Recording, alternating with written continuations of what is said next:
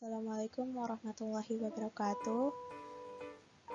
Perkenalkan, nama saya Balkis Humara Izahra dari kelas 10 IPA 7. Pada hari ini saya akan menjelaskan mengenai materi yang sudah saya buat dalam pelajaran prakarya, yaitu terkait ragam material. Baik, langsung masuk ke pembahasan. Pembahasan yang pertama adalah terkait dengan material di lingkungan sekitar. Karena saya tinggal di Papua, yaitu di bagian timur Indonesia, lebih tepatnya di kota Timika. Adapun beberapa material atau bahan-bahan yang bisa saya dapati di lingkungan sekitar saya, yaitu yang pertama adalah akar anggrek hutan. Bahan kedua yang bisa saya temukan di lingkungan saya adalah kulit buaya, dan juga yang ketiga adalah kulit kayu, dan yang terakhir adalah batang pohon. Masuk ke pembahasan yang kedua, bagaimana sih teknik produksi dalam mengolah material di lingkungan sekitar kita? Jadi, bagaimana cara untuk mengolah bahan-bahan yang bisa kita temui di lingkungan sekitar saya? Jadi, tadi kan ada 4 bahan. Jadi, bagaimana cara untuk mengolah bahan-bahan tersebut hingga menjadi suatu kerajinan atau suatu produk dan bisa menghasilkan nilai jual? Yang pertama adalah akar anggrek hutan. Akar anggrek hutan sendiri memiliki teknik produksi, yaitu dirajut. Sebagai gambarnya, gambar pertama adalah akar anggrek hutan yang belum diapa-apakan, dan gambar selanjutnya adalah gambar anggrek hutan yang sudah dijadikan suatu produk. Lalu bagaimana cara kita untuk mengubah akar anggrek hutan tersebut menjadi suatu ide dan bisa kita tuangkan dalam suatu produk? Yang pertama adalah kuliti bagian akar anggrek dan keluarkan lendir serta seratnya. Setelah itu kita jemur anggrek tadi sampai getahnya hilang, sampai kering dan juga mudah dirajut.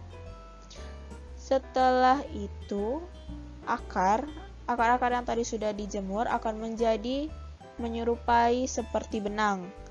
Nah, benang-benang tersebut akan dijadikan satu sampai menjadi benang.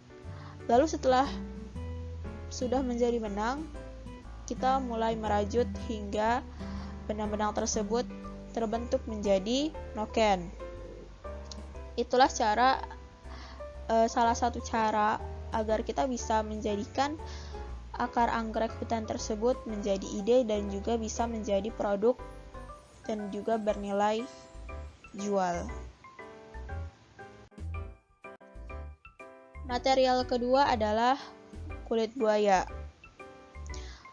Sebenarnya kulit buaya di lingkungan saya cukup langka, tetapi masih banyak pengrajin-pengrajin yang menamakan kulit buaya padahal itu merupakan kulit sintesis.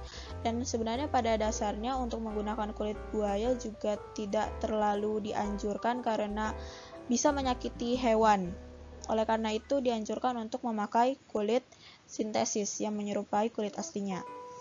Tetapi pada dasarnya kulit buaya itu memakai teknik produksi samak, yaitu memakai produksi di mana kita mengubah kulit menjadi kulit yang lebih kuat dan juga lebih tahan lama.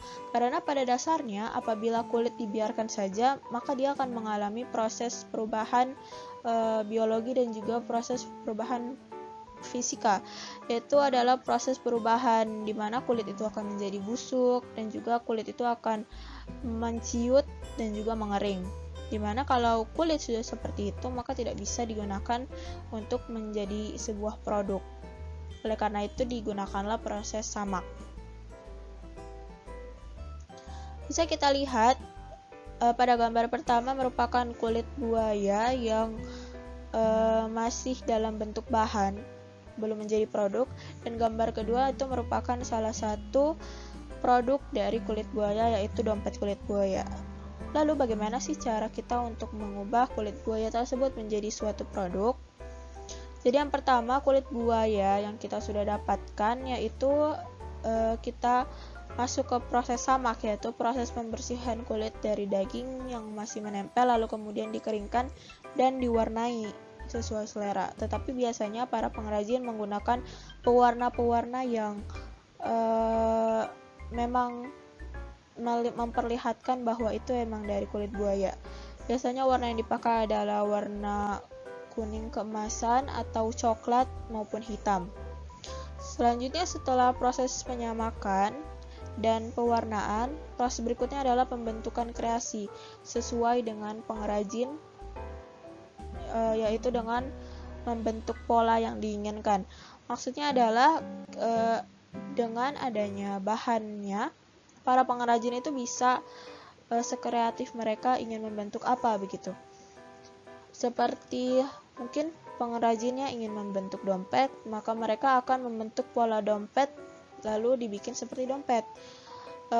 Contoh produk-produk lain adalah tas maupun jaket kulit.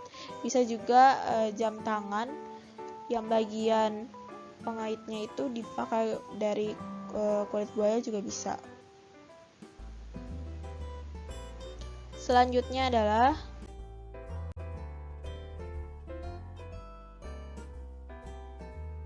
kulit kayu. Karena saya tinggal di Papua, banyak masyarakat yang mengeluarkan kreativitasnya lalu membuat kulit kayu menjadi sebuah karya. Teknik yang sering dipakai adalah pengeringan dan lukis. Bisa dilihat pada gambar pertama, itu merupakan kulit kayu yang sudah dibikin menjadi lembaran seperti kanvas untuk lukis. Lalu selanjutnya merupakan gambar di mana kulit kayu itu sudah dilukis dan bisa dilihat bahwa kulit kayu tersebut lebih menarik dari sebelumnya.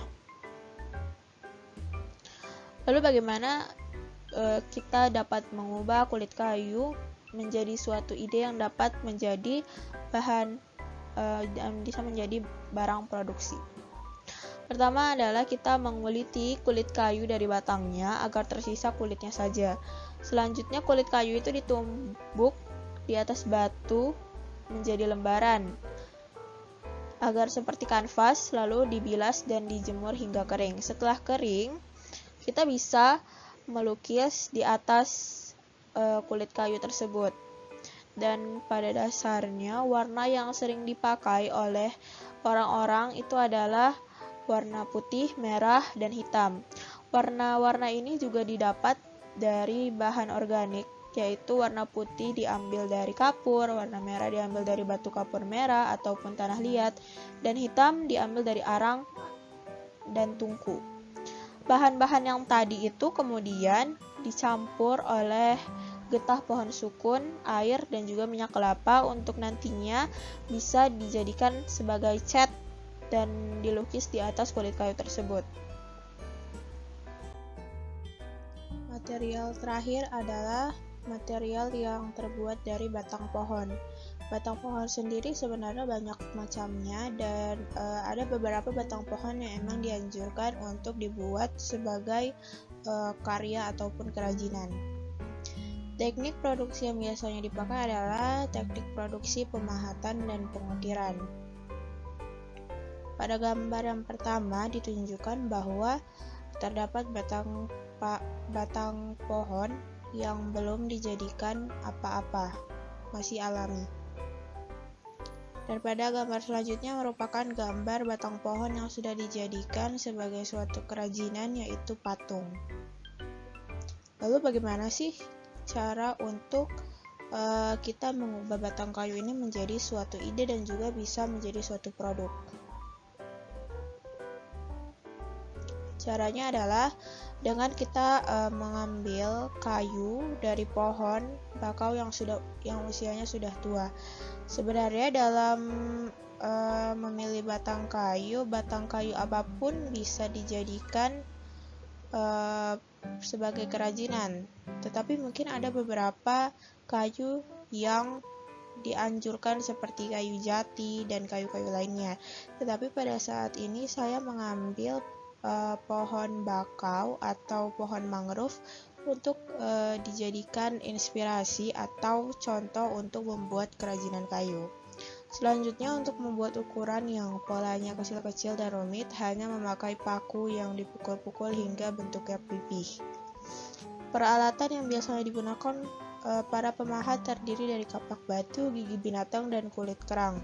Perlu diketahui bahwa peralatan yang saya cantumkan dalam presentasi kali ini merupakan alat-alat yang memang digunakan secara tradisional oleh masyarakat setempat pada waktu dulu. Untuk waktu sekarang, saya rasa sudah lebih mudah untuk bisa menemukan alat-alat yang digunakan untuk memahat ataupun mengukir. Kita tidak perlu lagi mencari kapak batu ataupun gigi binatang serta kulit kerang untuk menjadikan suatu kayu menjadi suatu kerajinan. Kita bisa membeli alat-alat pahatan ataupun alat-alat ukiran di toko online maupun toko terdekat. Untuk menghaluskan patahan bisa menggunakan taring babi, gigi-gigi ikan tertentu, dan tiram. Seperti yang saya bilang tadi bahwa dalam presentasi kali ini saya mencantumkan alat-alat yang masih terkesan secara tradisional. Alat-alat tersebut sebenarnya bisa kita gunakan, tetapi saya rasa masih agak sulit untuk menemukannya di masa modern seperti ini. Jadi apabila kita emang ingin membentuk usaha pemahatan ataupun pengukiran, saya rasa lebih baik untuk membeli peralatan di toko online ataupun toko-toko pahatan di sekitar kita.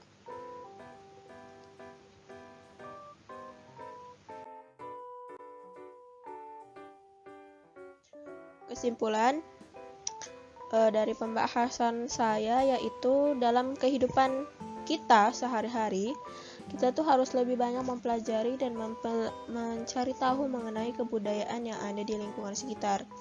Selain mempelajari, kita juga harus memanfaatkan kebudayaan itu dengan sebaik mungkin. Salah satu caranya adalah dengan menjadikan kebudayaan tersebut sebagai ide usaha.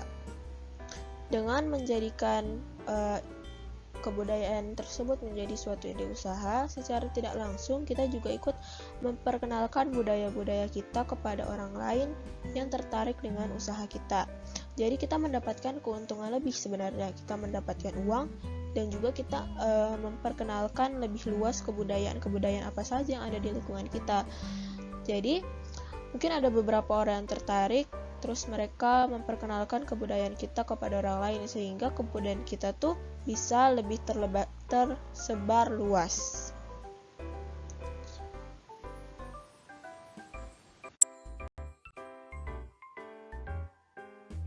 Adapun quotes atau kata-kata mutiara dari seseorang, yaitu mengenalkan dan mempertahankan budaya itu penting supaya manusia bisa mengenal dirinya sendiri dan lebih saling menghargai dan sebagainya. Intinya kita harus mengenalkan dan mempertahankan budaya. Dari Macy Junardi, Men's Defender.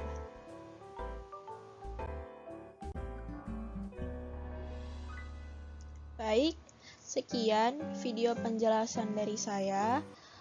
Semoga penjelasan saya ini bisa menginspirasi banyak orang dan juga bisa bermanfaat bagi orang banyak dan juga bermanfaat bagi diri saya sendiri.